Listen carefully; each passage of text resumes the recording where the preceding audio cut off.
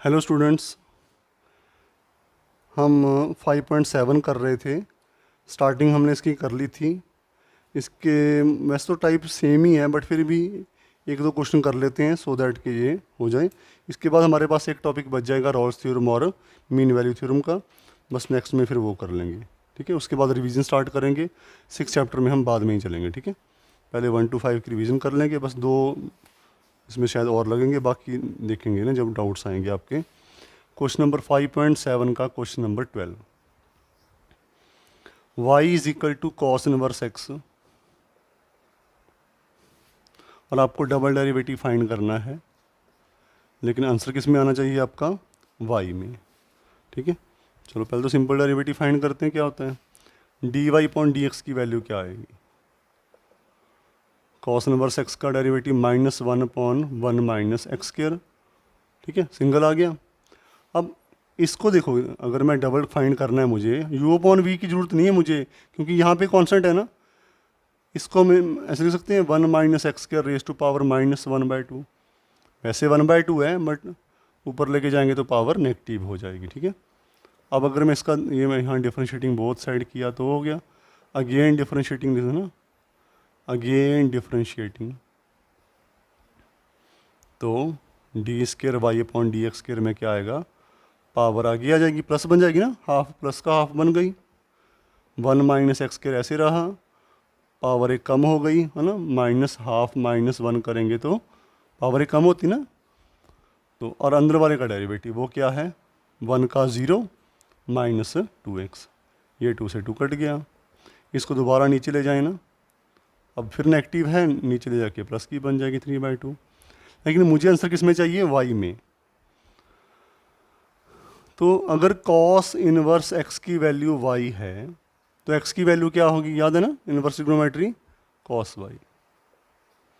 तो जहाँ जहाँ पे x है वहाँ मैं cos y लिख दूँ, cos y upon 1 minus cos square y ना, raise to power 3/2 minus cos y upon sine square y, ठीक है। साइन स्क्वायर y देखो ना, इनके साइन y का स्क्वायर ना, और उसके ऊपर पावर क्या पड़ी है 3/2, कट गया। तो ये बन गया minus cos y upon sine cube y, या तो यहीं छोड़ दो, या फिर कॉस अपॉन साइन क्या होता है, कॉट, और जो साइन स्क्वायर बचा वो क्या बन जाएगा, कोसिकेंट स्क्वायर, ठीक है। ये भी आपका आंसर बन सकता है।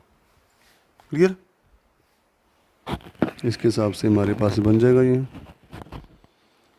अगला भी है ना, अगले क्वेश्चन में एक चीज़ देखो आप, जो आगे टाइप है एक डिफरेंट टाइप चलेगी, उसको देख लेते हैं सेकंड, है ना। 13 क्वेश्चन देख लेते हैं। 13 में एक टाइप है जो आगे आगे कंटिन्यू रहेगी हमारे पास। एक ट्रिक होती है सम उसको करने की, जिससे हमारा सम है वो थोड़ा सिंपल बन जाता है ना। क्या है, देखो, y is equal to 3 cos log x, y is equal to 3 cos log x plus 4 sine log x, 4 sine log x. Show that x square y two, या आ गया देखो, y2 मतलब डबल डेरिवेटिव, ठीक है, प्लस एक्स वाई वन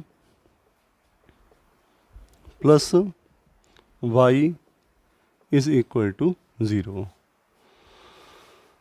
पहले simple derivative find करते हैं। अब इसको dy अपॉन dx लिख लो, या है ना बाद में y1 लिख लो, एक ही बात है। कॉस को देखो, हमें तो कॉस देना सबसे पहले, तो कॉस का डेरिवेटिव होता है माइनस साइन, कांस्टेंट तो पड़ा रहेगा, जो अंदर फंक्शन पड़ा है वो पड़ा रहेगा, इनटू अंदर वाले का डेरिवेटिव। अगर cos 3x होता तो क्या होता, माइनस साइन 3x इंटू 3 बन जाता ना। अब cos log x है, log x का डेरिवेटिव 1 अपॉन एक्स। ऐसे ही यहाँ पे साइन का डेरिवेटिव cos, अंदर जो फंक्शन पड़ा है पड़ा रहेगा वो वैल्यू, इंटू उसका डेरिवेटिव। अब देखो जो मैं कह रहा था आपको, कि देखो डिनोमिनेटर में एक वेरिएबल आ गया हमारे पास, x आ गया ना। अगर इसको लिख सकता हूँ मैं -3 sign log x plus 4 cos log x upon, है ना, होल अपॉन एक्स। डिनोमिनेटर में वेरिएबल आ गया, एक्स कुछ भी आ जाए, और आपको डबल डेरिवेटिव फाइंड करना हो तो बेस्ट तरीका होता है, आगे बहुत सारे क्वेश्चनों में काम आएगा, कि आप x को लेफ्ट में ले आओ, बजाय डबल डेरिवेटिव फाइंड करें और यहाँ पुट करें। बेस्ट ऑप्शन है वेरिएबल जब डिनोमिनेटर में बचे इसको लेफ्ट में ले आओ। क्या आएगा देखो, x dy upon d x is equal to -3 sine log x plus 4 cos log x। ठीक है, अब अगेन डिफरेंशिएटिंग, अब ध्यान देना बड़ा इंटरेस्टिंग और आगे काम आएगा हमें, ये 9 चैप्टर में डिफरेंशियल इक्वेशन है उसमें काम आया था। ठीक है, ये अगेन डिफरेंशिएटिंग। देखो ये बेटा x into d y point d x है, ये फर्स्ट फंक्शन, ये सेकंड फंक्शन। x का derivative 1, d y point d x ऐसे ही, x ऐसे ही, d y point d x single derivative है, दोबारा डेरिवेटिव करेंगे d square y upon d x square. समझ रहे बात? ठीक है, सिंगल डेरिवेटिव और डबल, तो x मेरे पास फर्स्ट फंक्शन रहा और d y point d x मेरे पास सेकंड फंक्शन रहा। x का डेरिवेटिव क्या होता है 1 और d y point d x का डबल डेरिवेटिव 1। ये क्या बन जाएगा -3 कॉस ना, कॉस log x फिर इंटू 1 अपॉन एक्स ना, और -4 साइन log x ना इंटू फिर 1 अपॉन एक्स। ये जो x था इसको मैंने सिंपल लिख लूँ ऐसे ना, सबके दोनों के नीचे इतना ना कर लेंगे ना, ये फिर दोनों के नीचे आएगा इंटू 1, तो क्या होता है ना कुछ भी नहीं, इंटू 1 क्या लिखना है, और दोनों में माइनस कॉमन भी आ जाएगा, दोनों में माइनस है, माइनस कॉमन ले लिया, प्लस के बन गए दोनों। इस x को लेफ्ट में लेके आए, क्या बन गया x d y upon d x plus x square d square y upon d x square is equal to, जो अंदर पड़ा है प्लस में, देखो ये y के बराबर नहीं है, देखो पूरी y की वैल्यू है ना -y, लेफ्ट में ले आओगे वही बन जाएगा जो आपको प्रूव करना है ना, क्योंकि ये डबल डेरिवेटिव है ना, x square double derivative plus x single derivative, और वो जो y था इधर आके प्लस का बन गया y, हैंस प्रूव्ड। तो आपको वैल्यू पुट नहीं करनी पड़ेगी। ठीक है, ये सम आपकी हो जाए। अगला सम सिंपल है, इसमें हमारे पास फ्रैक्शन डिनोमिनेटर में कुछ नहीं आएगा, 14 में आपको डायरेक्ट वैल्यू पुट करनी, 15 भी आपका ऐसे हो जाएगा, नहीं होगा बता देना मेरे को। 16 और 17 में दोनों कर देता हूँ। ठीक है, ये क्वेश्चन सिम हैं, मतलब आने पेपर में आए भी हुए हैं, इंपॉर्टेंट भी हैं और थोड़े डिफरेंट भी हैं। ठीक है, बाकी आप ट्राई करना, नहीं आए तो मेरे को वो बताना, वो भी कर लेंगे हम। ठीक है, तो बस इतना ध्यान रखिए, जब हमारे पास वेरिएबल बचता है ना तो उसमें आपको ध्यान रखना है, अगर डिनोमिनेटर में वेरिएबल आए तो डबल डेरिवेटिव फाइंड करने की बजाय जो उस x को उसको लेफ्ट में ले आओ और फिर डिफरेंशिएटिंग बोथ साइड करो, तो जो प्रूव करना होता है वही आपका आंसर बन जाता है।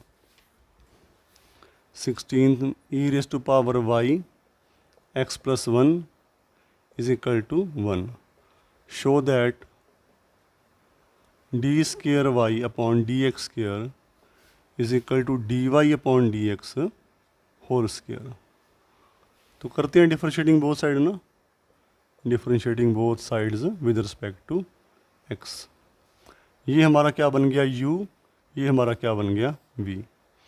e raise to power y का डेरिवेटिव क्या आएगा, e raise to power y, but y का डेरिवेटिव क्या होता है dy अपॉन डी, याद है ना अभी ना, साइन y का डेरिवेटिव कॉस y तो आएगा ही आएगा, साथ में dy, यानी कि जैसे x का डेरिवेटिव करते हैं वैसे y का करो, बट साथ में क्या लगा दो dy अपॉन dx, क्योंकि y है ना उसका डेरिवेटिव। देखो e की पावर 2x का डेरिवेटिव क्या होता है, e की पावर 2x होता है, लेकिन इसका डेरिवेटिव तो करना पड़ता है ना 2, ऐसे ही y का डेरिवेटिव dy अपॉन dx, और वो x प्लस 1 ऐसे ही रहेगा ना, प्लस e की रेज़ टू पावर y, यानी कि u डैश हो गया, v एज इट इज़ रहा, उसके बाद u as it is, x का डेरिवेटिव 1 और 1 का 0 तो 1 ही आएगा ना, इसमें डेरिवेटिव 0 आ गया। दोनों में कॉमन क्या है, e raise to power y dy upon dx x प्लस 1 इज इक्वल टू 0।